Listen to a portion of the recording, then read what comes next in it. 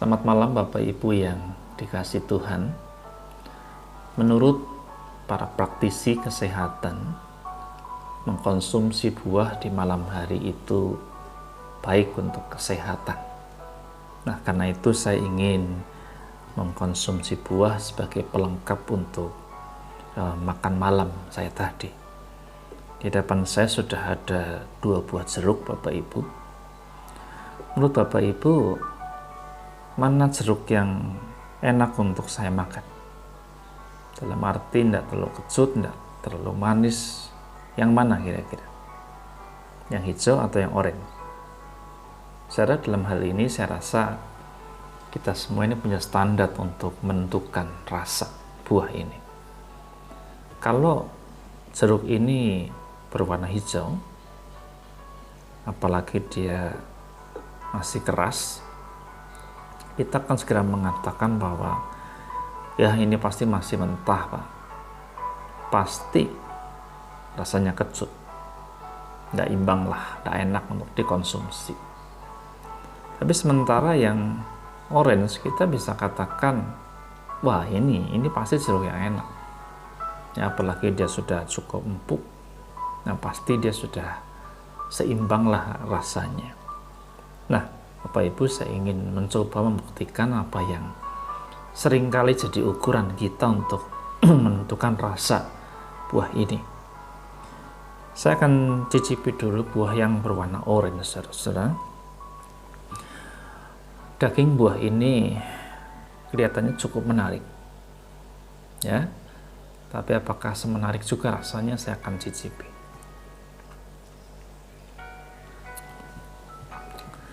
Kecut Bapak Ibu, kecut. Bagaimana dengan yang hijau, yang oranye saja kecut seperti ini? Saudara, buah hijau ini dalamnya seperti ini, kuning menyegarkan. Apakah sekecut buah yang orange ini? Kita coba.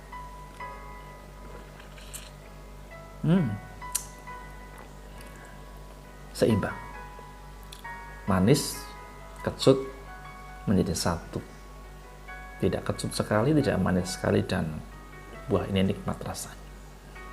Saudaraku, percobaan sederhana ini sebetulnya mau mengisyaratkan pada kita begini: tidak selamanya apa yang kita lihat itu menentukan kualitas. Tidak selamanya apa yang nampak di luar itu menunjukkan kualitas di dalam. Dan itu ternyata terbukti, bukan? Hijau buah tidak selalu menunjukkan bahwa di dalamnya itu mentah. Tapi kuning di luar juga tidak menentukan bahwa matang di dalam. Sedang kalau kita mau tarik kesimpulan ini untuk kehidupan kita, maka saya ingin mengatakan begini. Saudara, kita hidup dalam dunia yang serba mengukur hidup itu dari penampilan. Dengan penampilan yang baik, dengan penampilan yang santun, elegan, maka kita seringkali mengukur bahwa orang tersebut pasti hidupnya sempurna. Dalam kehidupan spiritual, banyak orang kehidupan imannya diukur dari penampilan. Dia suka ke gereja, dia rajin berdoa, dia menjadi penatua, dia jadi pendeta, dia aktivis. Oh, kita langsung mengatakan dia pasti imannya sempurna di hadapan Allah. Apakah itu ukurannya? Mungkin bagi orang-orang dunia itu ukuran. Tapi yang harus kita ingat adalah bahwa ukuran yang harus kita pakai bukanlah apa yang kita pikirkan. Karena ukuran dari semua ukuran yang paling tepat adalah ukuran dari Tuhan sendiri. Apa ukuran yang Tuhan selalu pakai? Hati kita, hatimu, dan hatiku. Hati kita dengan hati Tuhan, itulah yang jadi ukurannya. Jika kedua hati ini tak bertemu, maka kita belum berkenan di hati Tuhan. Saudaraku, saya teringat kisah ketika Daud akan diurapi menjadi seorang raja. Ketika Samuel melihat anak-anak Isai yang tinggi, perawakannya besar, tampan, maka di hatinya dia mengatakan, inilah bakal raja atas Israel. Perawakannya oke, semuanya memadai, maka dia pasti raja yang dipilih. Tapi Tuhan mengatakan pada Samuel, bukan perawakan, bukan penampilan yang aku lihat, tapi aku melihat hati.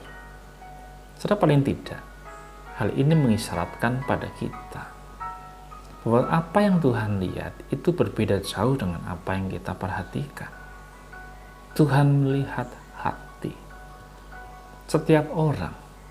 Tuhan melihat hati setiap orang tanpa terkecuali. Kita bisa menjudge apapun terhadap orang itu dengan semua penampilan luar yang dia miliki. Tapi ingatlah bahwa Tuhan selalu mengukur apakah hati kita juga seperti hati Tuhan. Apakah semua yang dihasilkan dari dalam hati itu juga seperti yang Tuhan mau. Penampilan boleh beda, tetapi Tuhan melihat apakah hati kita sepakat dengan hati Tuhan. Saudara, ketika esok kita akan beribadah, kita mungkin tak bisa lagi berjumpa dalam rupa dan raga kita di gereja. Tetapi ada satu hal yang penting di dalam kita beribadah. Beribadah itu bukan masalah penampilan kita, lahiriah kita di gereja. Tapi Tuhan selalu melihat apakah hati kita menyatu dengan hati Tuhan yang penuh cinta. Di dalam Ibrani pasal 10, ayatnya yang ke-22, Tuhan mengatakan dengan sangat gamblang, mari menghadap Tuhan dengan hati yang tulus dan ikhlas. Saudaraku, rutinitas ibadah itu penting. Berkewajiban itu baik. Tetapi janganlah kita terfokus untuk memperjuangkan semua itu. Karena yang Tuhan inginkan adalah, adakah hatimu berjumpa dengan hati Tuhan? Adakah imanmu terekspresikan lewat hati yang mencintai Tuhan? Tentu ini sebuah perenungan yang harus terus kita pergumulkan di dalam kita melayani Tuhan, dalam kita mengasihi Tuhan. Baiklah, kita boleh esok menghadap Tuhan, sekalipun tanpa rupa dan raga kita di gereja.